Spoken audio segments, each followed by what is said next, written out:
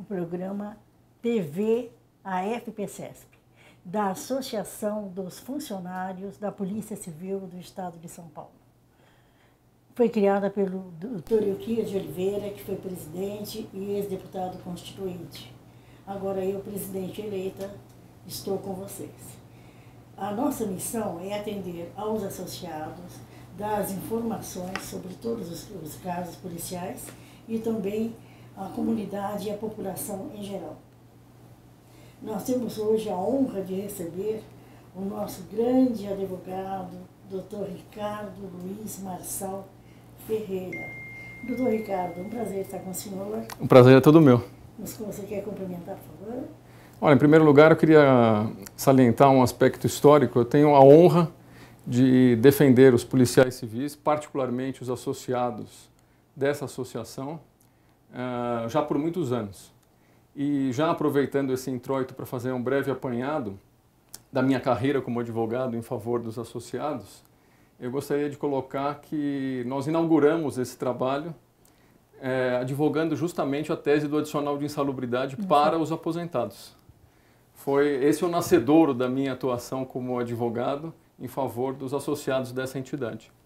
E na época nós tivemos sucesso, nós conseguimos estender a insalubridade para os aposentados, e é até muito curioso porque o adicional de insalubridade ele foi concedido genericamente em 92 para os policiais civis e militares, mas essa concessão genérica desnaturou aquela índole especial, transitória, que seria típica de uma verba dessa natureza, transformando esse benefício em benefício de caráter geral.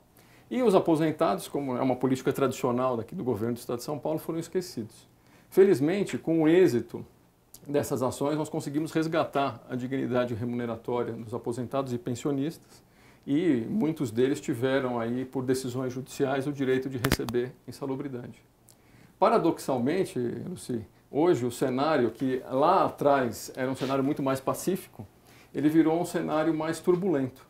A jurisprudência hoje do tribunal ela não tem a mesma visão que historicamente o Tribunal de Justiça já teve, no sentido de reconhecer que essa vantagem é uma vantagem geral e que, portanto, deve ser dado um tratamento de vantagem geral a ela.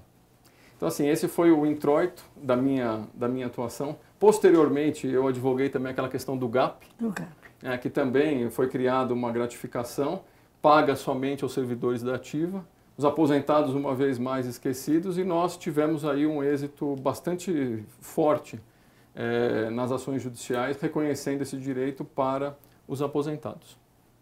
A questão que fica a respeito de ações judiciais hoje, ela é bastante tormentosa, porque a jurisprudência do Tribunal de Justiça ela vem se mostrando em algumas matérias muito oscilante. Não existe mais uma convergência interpretativa que existiu no passado. Antes, a gente pode dizer, o tribunal ele funcionava de uma maneira mais harmônica. Digamos assim, as câmaras de direito público elas se conversavam mais nesse sentido, no sentido de evitar discrepâncias judiciais, que hoje, infelizmente, são praticamente a regra. Então, hoje, nesse cenário de ação judicial, nós temos aí um dos pontos que suscita muita controvérsia ainda, é justamente o adicional de insalubridade. Insalubridade. Eu ganhei com o senhor também, muitos também, a ação do GAP. E parabenizo o senhor por todo esse trabalho. Muito obrigado. Nós vamos sair para um pequeno intervalo e voltamos já.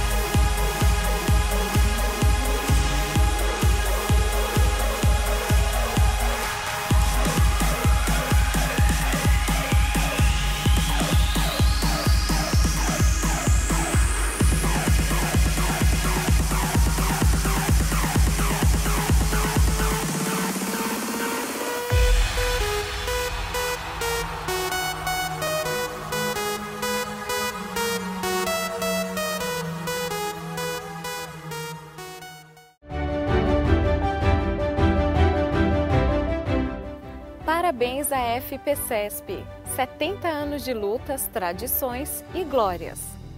No dia 19 de fevereiro de 1949, policiais civis do estado de São Paulo fundaram a Associação dos Funcionários da Polícia Civil do estado de São Paulo, órgão que representa todas as carreiras e classes da Polícia Civil, com base territorial no estado de São Paulo. Se deu início na luta classista em defesa dos direitos trabalhistas dos policiais, que integra todas as carreiras da Polícia Civil. A FPCESP, após sua fundação, começou o trabalho de conscientização dos policiais, demonstrando a necessidade da conquista dos direitos trabalhistas para todos. A luta contra o salário gratificação, reposição das perdas inflacionárias, aposentadoria especial, reestruturação das carreiras da Polícia Civil Paulista e muitas outras reivindicações. São temas que a associação luta ano a ano defendendo a categoria. Temos a grandiosa marca de 70 anos de vida, lutando e defendendo, trazendo novos direitos a cada dia em nossa base. Parabéns à FPCESP. Parabéns, funcionários da Polícia Civil do Estado de São Paulo.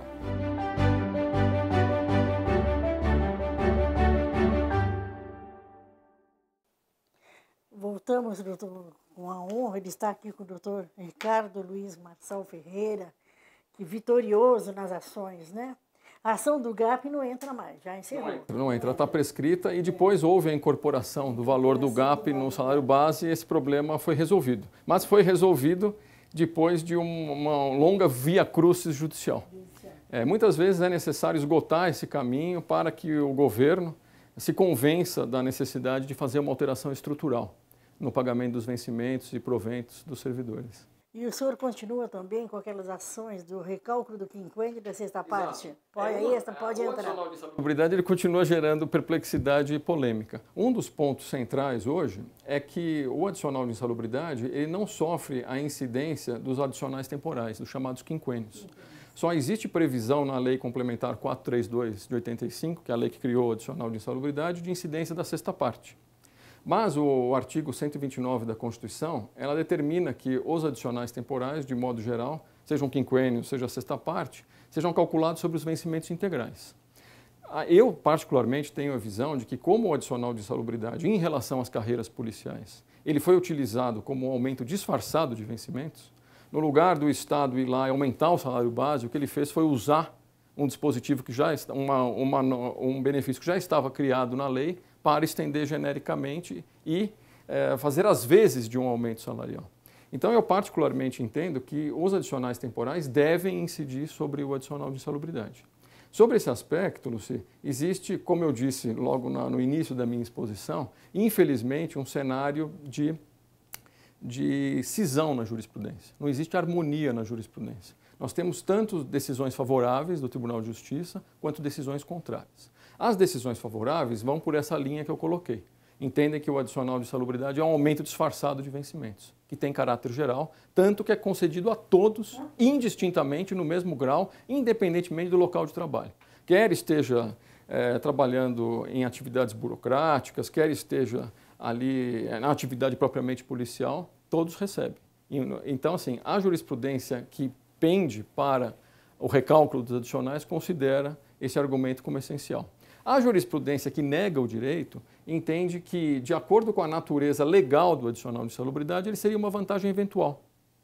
O que a prática diz, porque desde o começo todo mundo recebe e não deixa de receber nunca. Né? Então, assim, esse seria assim, a ação judicial que o escritório é mais acessado para fazer para policiais. O recálculo dos adicionais temporais, tanto para servidores em atividade, quanto para servidores aposentados ou mesmo pensionistas. E também para os agentes de segurança penitenciária, também, né? Também, eles estão na mesma situação dos policiais. Os policiais militares o faz também? Não? Também. Nós fazemos. Tem o mesmo direito. Eles têm o mesmo direito, porque, assim, na verdade, essa política salarial, no meu modo de ver, muito equivocada, ela foi estendida para todas essas carreiras. Assim, o correto seria essa não extensão do adicional de insalubridade, mas que o governo, essa aqui é o meu ponto de vista, para acabar com essa celeuma toda, essa turbulência toda, o ideal seria incorporar esse valor definitivamente no salário base. Porque isso também corrigiria outras distorções em relação ao próprio adicional de insalubridade, como a incidência de contribuição previdenciária sobre ela, sendo que o Supremo, num tema de repercussão geral, entende que não pode haver contribuição previdenciária sobre vantagens eventuais. E menciona textualmente o adicional de insalubridade como uma delas. E o senhor vai entrar com essa ação também? O que acontece, Lucia, é que a jurisprudência do tribunal, voltamos a ela desde o início, ela também não, ela se mostra confusa também nessa questão. Porque, assim, embora nessa questão de incidência da contribuição previdenciária sobre o adicional, embora o Supremo tenha proclamado que o adicional de insalubridade ele não poderia ser pago ao aposentado, isso levando em conta os próprios termos da Lei 432 de 85. O Supremo entende que essa extensão é problemática. Por quê? Porque se trataria de uma vantagem que é propter laborem ou pro labore facienda, uma vantagem transitória. Então, assim, não passível de extensão para os aposentados. Depois, o Supremo entendeu num tema de repercussão geral que a contribuição previdenciária não pode incidir sobre parcelas eventuais. E o Supremo, como eu disse antes, menciona nominalmente o adicional de insalubridade, considerando que o adicional de insalubridade não poderia servir de base para o custeio da contribuição previdenciária.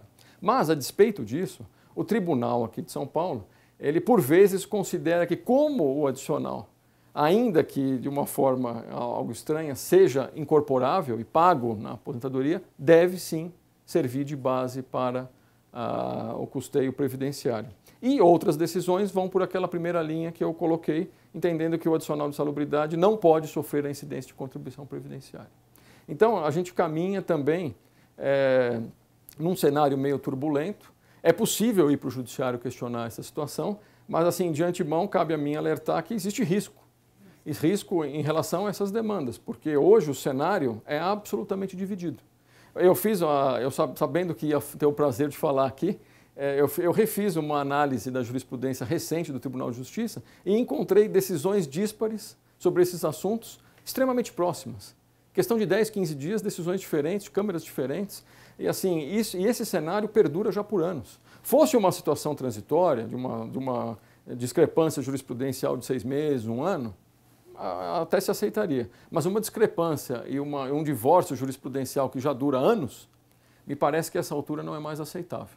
Então, a gente tem que harmonizar essa situação. E eu acho que, me valendo um pouco da minha experiência, o caminho mais sensato para resolver todos esses problemas seria, se fosse deflagrada uma campanha para que esse valor do adicional de insalubridade, tal como se deu com outras vantagens, como o GAP e adicional de local de exercício, ele fosse definitivamente incorporado no salário base, e isso atenuaria e resolveria alguns dos problemas que a gente costuma enfrentar.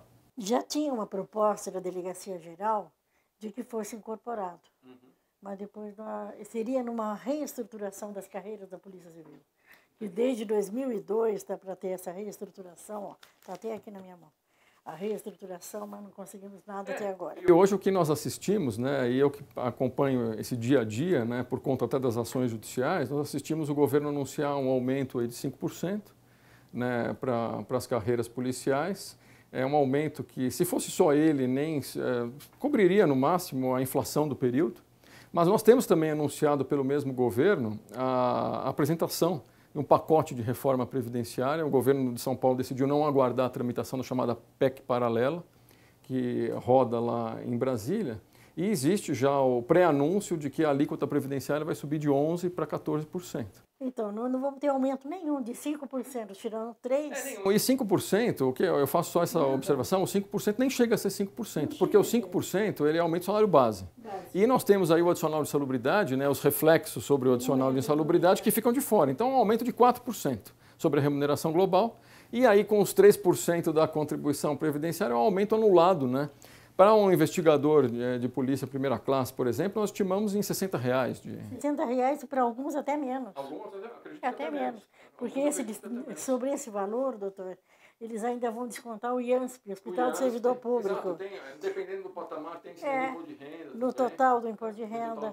Então, realmente é uma brincadeira do governador. É uma brincadeira do governador. No lugar de ter uma política estrutural séria, que que implicaria na valorização das carreiras policiais, na correção de algumas distorções, a distorção que ainda existe, e eu acho isso lamentável, porque, olha, essa política de pagar policial usando o adicional de salubridade, ela começou em 92. E nós estamos aí em 2019 e esse problema não foi resolvido ainda. Isso quer dizer, com quase 30 anos com uma distorção. A insalubridade, quem conseguiu foi o doutor Ilquias de Oliveira, né? Ela começou a luta em 1983, ela foi aprovada em 1985 e só começou a pagar em 1991. Exatamente. 91, 92. Exatamente. E começou primeiro pelo sistema penitenciário, pelas garagens, né, pelos presídios e depois atingiu a todos. O que acontece é que nós acostumamos a lidar com a seguinte realidade.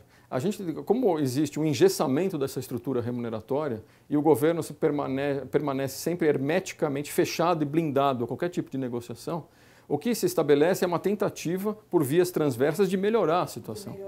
E aí, esses problemas todos estruturais vão acontecendo ao longo do tempo. Mas o mais correto, na minha visão, seria a simplificação do sistema, com a incorporação desse valor de uma vez por todas, e aí todos esses problemas desapareceriam. Cálculo de contribuição previdenciária, recálculo de adicionais, isso seria resolvido de uma vez por todas. Porque, pelo andar da carruagem, eu acho que essa divisão jurisprudencial que hoje existe, ela tenderá a persistir por mais 1, 2, 3, 4, 5. Exatamente, doutor. Por exemplo, num caso, uma vara dá favorável, a outra nega. Como que o senhor pode resolver? Pode entrar em outro processo? Não? O que acontece é o seguinte, não pode, se houver coisa julgada, trânsito em julgado com a decisão desfavorável, não é possível renovar a mesma ação. Renovar a mesma ação. É uma ação considerada perdida e é impossível de renovação. Esse é o cenário que eu acho profundamente lamentável, o cenário de insegurança jurídica.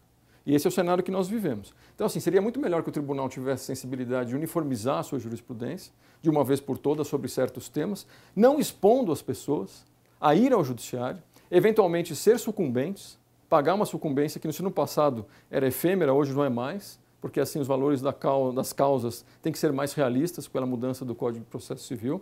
Então, assim, acaba expondo as pessoas, criando falsas esperanças, quando o melhor critério realmente seria de preto no branco. Tem direito, não tem direito, e o tribunal está de acordo com essa orientação. Essa orientação que nós estamos dando para os associados, que eles ficam revoltados. O meu colega ganhou, eu não ganhei.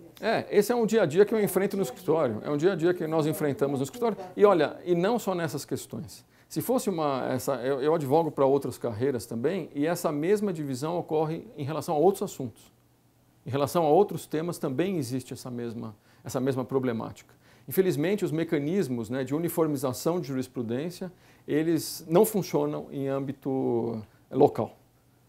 Isso eu posso assegurar porque são anos e anos enfrentando as mesmas situações. E lidando com aquela injustiça cotidiana, né? Porque um ganha, o outro perde, por que eu perdi, por que meu colega ganhou, trabalhamos juntos, né? Então, assim, existe toda essa, uma discrepância que eu acho muito triste, né? Porque, assim, isso é um cenário, nós temos hoje uma justiça que não é barata, é uma justiça cara, e uma justiça que, com esse cenário todo, acaba sendo produtora de insegurança jurídica.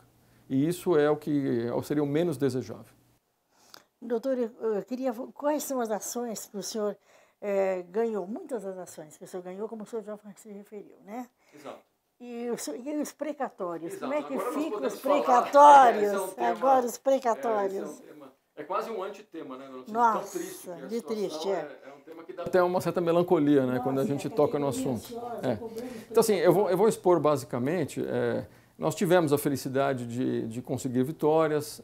Por conta da criação da chamada prioridade etária, nós conseguimos atender muitos credores receberam seus pagamentos, né? Mas hoje, o que a gente tem em relação aos precatórios é um cenário bastante desalentador.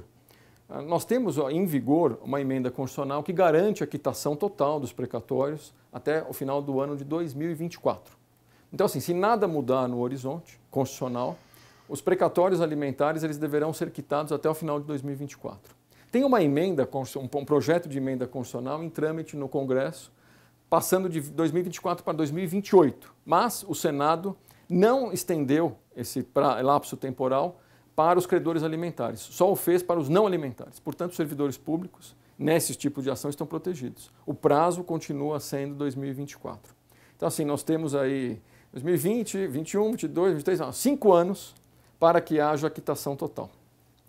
O que acontece é que quando a gente examina onde está a fila hoje e quanto tempo falta para quitar todos os precatórios, realmente é um ponto de interrogação na nossa mente. Por quê? A fila está parada no ano de 2002 e nós temos 5 anos para pagar até o exercício de 2022, 2023. Quer dizer, o governo em 5 anos pretende quitar 20 exercícios. Do jeito que nós estamos andando, em relação a aspectos fiscais, e agora eu vou entrar também no outro tema, que é a redução do valor das chamadas obrigações de pequeno valor, parece que a gente vai indo na contramão desse projeto, que era um projeto tendente ao pagamento total dos precatórios num prazo razoável de tempo, que foi até, essa emenda constitucional é fruto do que o Supremo decidiu. E aqui no Estado de São Paulo a gente está andando para trás, não andando para frente nessa questão. O que me deixou assim, profundamente perplexo foi essa lei nova, que eu trago aqui, a lei que era um projeto que já foi convertido em lei, a Lei 17.205 de 2019, que reduziu o valor das chamadas obrigações de pequeno valor. Antes, a obrigação de pequeno valor estava em 30.100 e poucos reais. Com a implantação desse novo valor, ela passará a ser de 11.000 e qualquer coisa, 11.200 e pouco. Então, assim, o que acontece é que nós assistimos assim, um cenário que eu considero assim, bizarro. Chega a ser bizarro, porque assim, nós retrocedemos absurdamente, né? Porque assim, o patamar era esse patamar também ele varia para o cálculo das prioridades para os idosos no pagamento precatório, que é 5 vezes o valor da OPV. Então, antes, a prioridade etária em favor dos idosos ela ia até 150 mil reais. A partir de agora, ela irá até 55, 56 mil reais, 56 mil reais.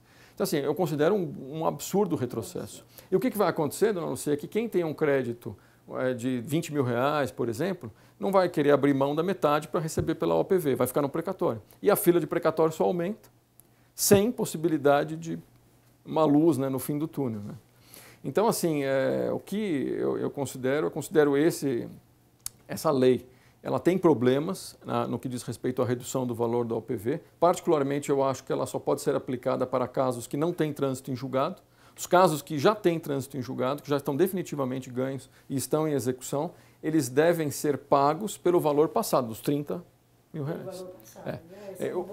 Essa é uma importante notícia, porque assim, esse projeto de lei, a lei agora, ela não teve o cuidado de explicitar um entendimento que não é meu particular, mas é um entendimento do Supremo Tribunal Federal. O Supremo Tribunal Federal já analisou situações de estados que reduziram o valor da OPV e o Supremo Tribunal Federal entendeu que esse novo valor ele só vale para casos que não haja trânsito em julgado.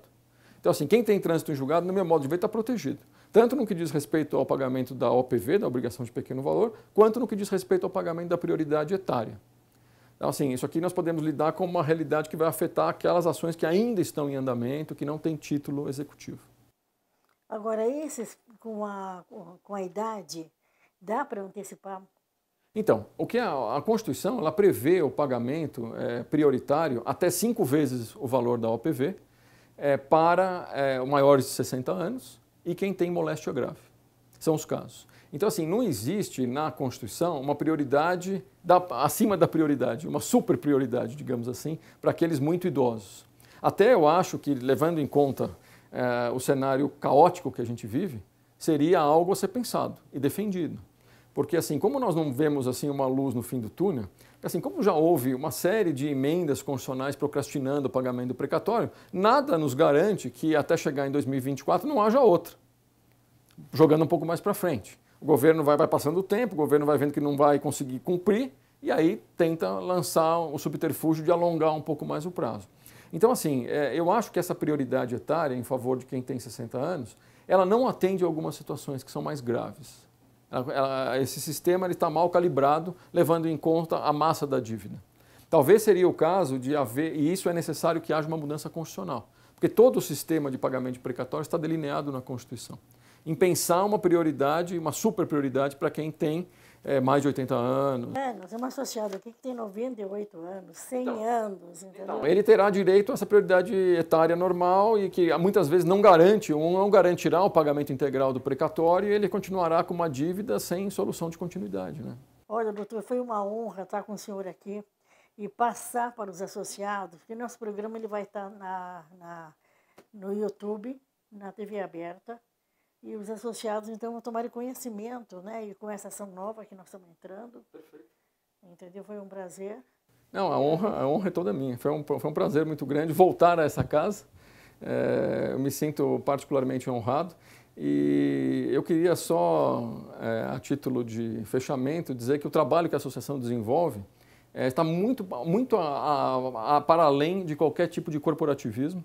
É uma defesa de dignidade, de pessoas que são, nesse quadro que nós vivemos hoje, social, político, social, econômico, as condições de trabalho que os policiais enfrentam são muito difíceis.